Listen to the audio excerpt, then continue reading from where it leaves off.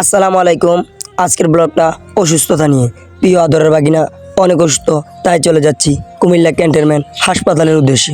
বাড়ি থেকে বাইর হয়ে গেলাম, বোন বাগিনা গাড়িতে উঠে গেলাম। গাড়ির মাঝে মনটা ভীষণ খারাপ, তারপরও ভিডিওটা করলাম আপনাদের দোয়ার দরখাস্তর জন্য।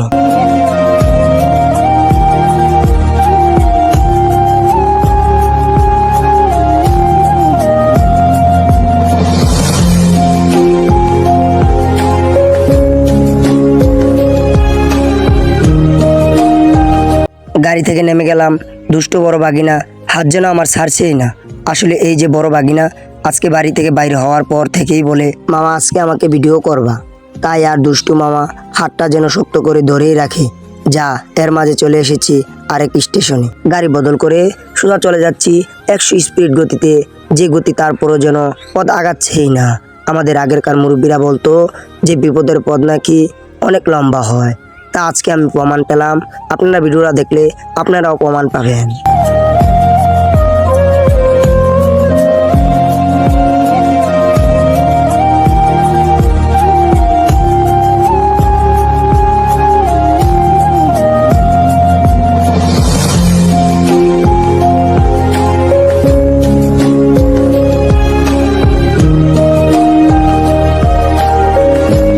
যা হোক, শেষ গন্তব্য হাসপাতাল পৌঁছে গেলাম। সিরিয়াল ধরতে হবে, তাই তাড়াতাড়ি চলে যাচ্ছি বোন বাগিনাকে নিয়ে।